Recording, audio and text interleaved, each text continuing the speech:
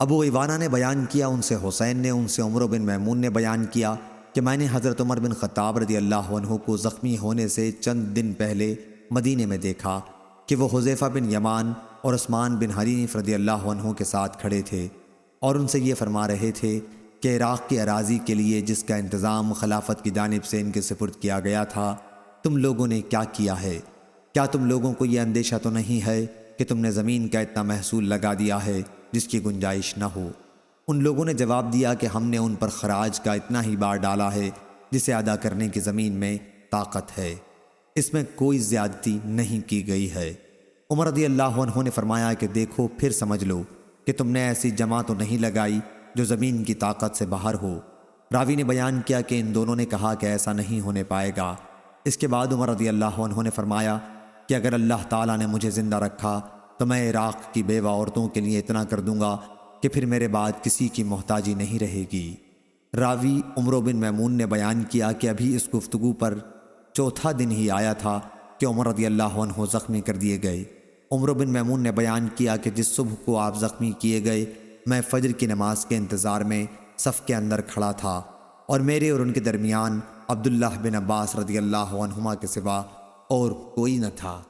حضرت عمر کی عادت تھی کہ جب صف سے گزرتے تو فرماتے جاتے کہ صفیں سیدھی کر لو، اور جب دیکھتے کہ صفوں میں کوئی خلل نہیں رہ گیا ہے تب آگے مصلی پر بڑھتے اور تکبیر کہتے۔ آپ فجر کی نماز کی پہلی رکعت میں عموماً سورہ یوسف یا سورہ نحل یا اتنی ہی طویل کوئی سورت پڑھتے یہاں تک کہ لوگ جمع ہو جاتے۔ اس دن ابھی آپ نے تکبیر ہی کہی تھی کہ میں نے سنا کہ مجھے قتل کر دیا یا کتے نے کاٹ لیا۔ ابو لؤلؤ نے آپ کو زخمی کر دیا تھا۔ اس کے بعد وہ بدبخت اپنا دو دھاری خنجر لیے دوڑنے لگا اور دائیں اور بائیں جدھر بھی پھرتا تو لوگوں کو زخمی کرتا جاتا۔ اس طرح اس نے 13 آدمیوں کو زخمی کر دیا جن میں سے 7 حضرات نے شہادت پائی۔ مسلمانوں میں سے ایک صاحب حیطان نامی نے یہ صورتحال دیکھی تو انہوں نے اس پر اپنی چادر ڈال دی۔ اس بدبخت کو جب یقین ہو گیا کہ اب پکڑ لیا جائے گا تو اس نے خود اپنا بھی گلا کاٹ لیا۔ پھر عمر رضی اللہ عنہ نے عبد الرحمن بن عوف رضی اللہ عنہ کا ہاتھ پکڑ کر انہیں آگے بڑھا دیا۔ عمر بن میمون نے بیان کیا کہ جو لوگ عمر رضی اللہ عنہ کے قریب تھے انہوں نے بھی وہ صورتحال دیکھی جو میں دیکھ رہا تھا، لیکن جو لوگ مسجد کے کنارے پر تھے پیچھے کی صفوں میں تو انہیں کچھ معلوم نہیں ہو سکا۔ البتہ چونکہ عمر رضی اللہ عنہ کی قرات نماز میں انہوں نے نہیں سنی تو سبحان اللہ کہتے رہے۔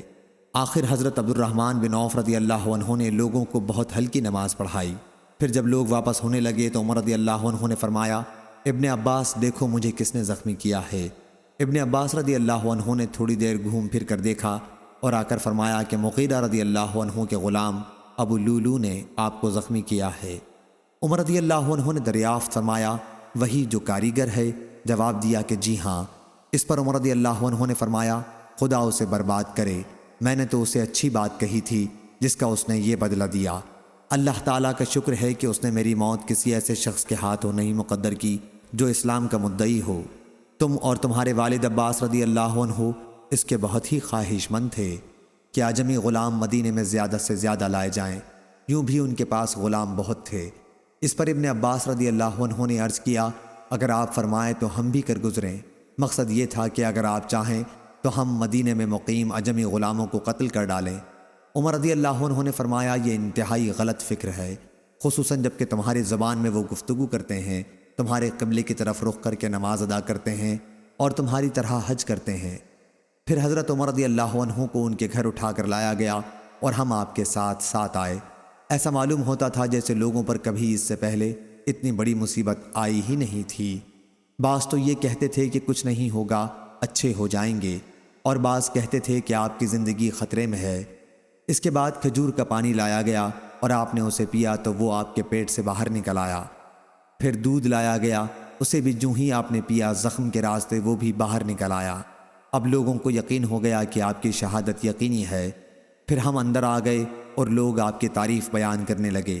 اتنے میں ایک نوجوان اندر آیا اور کہنے لگا، یا امیر المومنین، آپ کو خوشخبری ہو، اللہ تعالیٰ کی طرف سے آپ نے رسول اللہ صلی اللہ علیہ وسلم کی صحبت اٹھائی، ابتدا میں اسلام لانے کا شرف حاصل کیا جو آپ کو معلوم ہے، پھر آپ خلیفہ بنائے گئے اور آپ نے پورے انصاف سے حکومت کی، پھر شہادت پائی۔ عمر رضی اللہ عنہ نے فرمایا، میں تو اس پر بھی خوش تھا کہ ان باتوں کی وجہ سے برابر نہ ثواب ہوتا اور نہ عذاب۔ جب وہ نوجوان جانے لگا تو اس کا تہبند ازار لٹک رہا تھا۔ عمر رضی اللہ عنہ نے فرمایا، اس لڑکے کو میرے پاس واپس بلا لاؤ۔ جب وہ آئے تو آپ نے فرمایا، میرے بھتیجے یہ اپنا کپڑا اوپر اٹھائے رکھو کہ اس سے تمہارا کپڑا بھی زیادہ دنوں چلے گا اور تمہارے رب سے تقوی کا باعث بھی ہے۔ اے عبداللہ بن عمر، دیکھو مجھ پر کتنا قرض ہے۔ جب لوگوں نے آپ پر قرض کا شمار کیا تو تقریباً 86,000 نکلا۔ عمر رضی اللہ عنہ نے اس پر فرمایا کہ اگر یہ قرض آل عمر کے مال سے ادا ہو سکے تو انہی کے مال سے اس کو ادا کرنا، ورنہ پھر بنی عدی بن کعب سے کہنا۔ اگر ان کے مال کے بعد بھی ادائیگی نہ ہو سکے تو قریش سے کہنا، ان کے سوا کسی سے امداد نہ طلب کرنا اور میری طرف سے اس قرض کو ادا کر دینا۔ اچھا، اب ام المومنین حضرت عائشہ رضی اللہ عنہا کے یہاں جاؤ اور ان سے عرض کرو کہ عمر نے آپ کی خدمت میں سلام عرض کیا ہے۔ امیر المومنین میرے نام کے ساتھ نہ کہنا، کیونکہ اب میں مسلمانوں کا امیر نہیں رہا ہوں۔ تو ان سے عرض کرنا کہ عمر بن خطاب نے آپ سے اپنے دونوں ساتھیوں کے ساتھ دفن ہونے کی اجازت چاہی ہے۔ عبداللہ بن عمر رضی اللہ عنہ نے عائشہ رضی اللہ عنہا کی خدمت میں حاضر ہو کر سلام کیا اور اجازت لے کر اندر داخل ہوئے۔ دیکھا کہ آپ بیٹھی رو رہی ہیں، پھر کہا کہ عمر بن خطاب رضی اللہ عنہ نے آپ کو سلام کہا ہے اور اپنے دونوں ساتھیوں کے ساتھ دفن ہونے کی اجازت چاہی ہے۔ عائشہ رضی اللہ عنہا نے کہا، میں نے اس جگہ کو اپنے لیے منتخب کر رکھا تھا، لیکن آج میں انہیں اپنے پر ترجیح دوں گی۔ پھر جب ابن عمر رضی اللہ عنہ واپس آئے تو لوگوں نے بتایا کہ عبداللہ آ گئے، تو عمر رضی اللہ عنہ نے فرمایا کہ مجھے اٹھاؤ۔ ایک صاحب نے سہارا دے کر آپ کو اٹھایا۔ آپ نے دریافت کیا، کیا خبر لائے؟ کہا کہ جو آپ کی تمنا تھی اے امیر المومنین۔ حضرت عمر رضی اللہ عنہ نے فرمایا، الحمدللہ، اس سے اہم چیز اب میرے لیے کوئی نہیں رہ گئی تھی، لیکن جب میری وفات ہو چکے اور مجھے اٹھا کر دفن کے لیے لے چلو تو پھر میرا سلام ان سے کہنا اور عرض کرنا کہ عمر بن خطاب رضی اللہ عنہ نے آپ سے اجازت چاہی ہے۔ اگر وہ میرے لیے اجازت دے دیں تب تو وہاں دفن کرنا، اور اگر اجازت نہ دیں تو مسلمانوں کے قبرستان میں دفن کرنا۔ اس کے بعد ام المومنین حفصہ رضی اللہ عنہا آئیں، ان کے ساتھ کچھ دوسری خواتین بھی تھیں۔ جب ہم نے انہیں دیکھا تو ہم اٹھ گئے۔ آپ عمر رضی اللہ عنہ کے قریب آئیں اور وہاں تھوڑی دیر تک آنسو بہاتی رہیں۔ پھر جب مردوں نے اندر آنے کی اجازت چاہی تو وہ مکان کے اندرونی حصے میں چلی گئیں اور ہم نے ان کے رونے کی آواز سنی۔ پھر لوگوں نے عرض کیا، امیر المومنین خلافت کے لیے کوئی وصیت کر دیجئے۔ فرمایا کہ خلافت کا میں ان حضرات سے زیادہ اور کسی کو مستحق نہیں پاتا کہ رسول اللہ صلی اللہ علیہ وسلم اپنی وفات تک جن سے راضی اور خوش تھے۔ پھر آپ نے علی، عثمان، زبیر، طلحہ، سعد اور عبد الرحمن بن عوف کا نام لیا اور یہ بھی فرمایا کہ عبداللہ بن عمر کو بھی صرف مشورے کی حد تک شریک رکھنا، لیکن خلافت سے انہیں کوئی سروکار نہیں رہے گا، جیسے آپ نے ابن عمر رضی اللہ عنہ کی تسکین کے لیے یہ فرمایا ہو۔ پھر اگر خلافت سعد کو مل جائے تو وہ اس کے اہل ہیں، اور اگر وہ نہ ہو سکیں تو جو شخص بھی خلیفہ ہو وہ اپنے زمانے خلافت میں ان کا تعاون حاصل کرتا رہے، کیونکہ میں نے ان کو کوفہ کی گورنری سے نا اہلی یا کسی خیانت کی وجہ سے معزول نہیں کیا ہے۔ اور عمر رضی اللہ عنہ نے فرمایا، میں اپنے بعد ہونے والے خلیفہ کو مہاجرین اولین کے بارے میں وصیت کرتا ہوں کہ وہ ان کے حقوق پہچانے اور ان کے احترام کو ملحوظ رکھے، اور میں اپنے بعد ہونے والے خلیفہ کو وصیت کرتا ہوں کہ وہ انصار کے ساتھ بہتر معاملہ کرے، جو دار الہجرت اور دار الایمان مدینہ منورہ میں رسول اللہ صلی اللہ علیہ وسلم کی تشریف آوری سے پہلے سے مقیم ہیں۔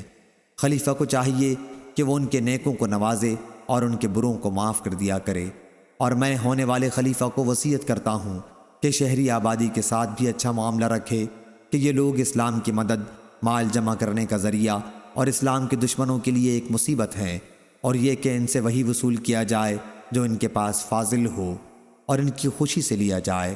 اور میں ہونے والے خلیفہ کو بدویوں کے ساتھ بھی اچھا معاملہ کرنے کی وصیت کرتا ہوں کہ وہ اصل عرب ہیں اور اسلام کی جڑ ہیں، اور یہ کہ ان سے ان کا بچا کھچا مال وصول کیا جائے اور انہی کے محتاجوں میں تقسیم کر دیا جائے۔ اور میں ہونے والے خلیفہ کو اللہ اور اس کے رسول کے عہد کی نگہداشت کی جو اسلامی حکومت کے تحت غیر مسلموں سے کیا ہے وصیت کرتا ہوں کہ ان سے کیے گئے عہد کو پورا کیا جائے، ان کی حفاظت کے لیے جنگ کی جائے اور ان کی حیثیت سے زیادہ ان پر بوجھ نہ ڈالا جائے۔ جب عمر رضی اللہ عنہ کی وفات ہو گئی تو ہم وہاں سے ان کو لے کر عائشہ رضی اللہ عنہ کے حجرے کی طرف آئے۔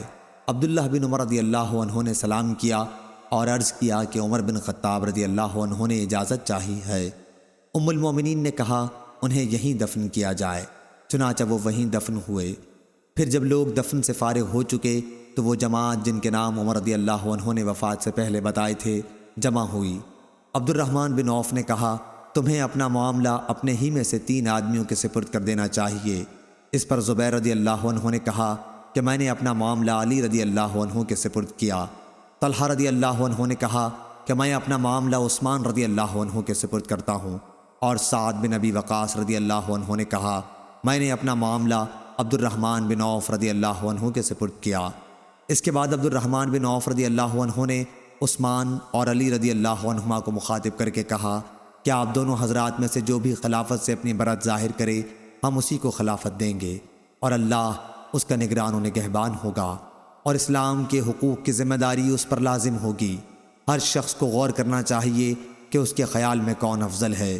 اس پر یہ دونوں حضرات خاموش ہو گئے تو عبد الرحمن بن عوف نے کہا کیا آپ حضرات اس انتخاب کی ذمہ داری مجھ پر ڈالتے ہیں؟ خدا کی قسم کہ میں آپ حضرات میں سے اسی کو منتخب کروں گا جو سب میں افضل ہوگا۔ ان دونوں حضرات نے کہا کہ جی ہاں۔ پھر آپ نے ان دونوں میں سے ایک کا ہاتھ پکڑا اور فرمایا کہ آپ کی قرابت رسول اللہ صلی اللہ علیہ وسلم سے ہے، اور ابتدا میں اسلام لانے کا شرف بھی، جیسا کہ آپ کو خود ہی معلوم ہے۔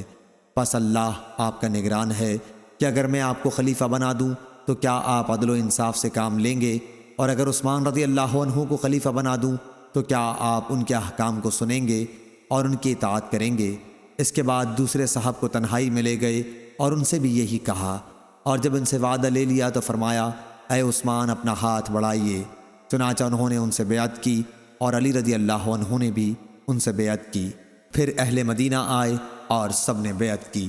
صحیح بخاری حدیث نمبر 3700۔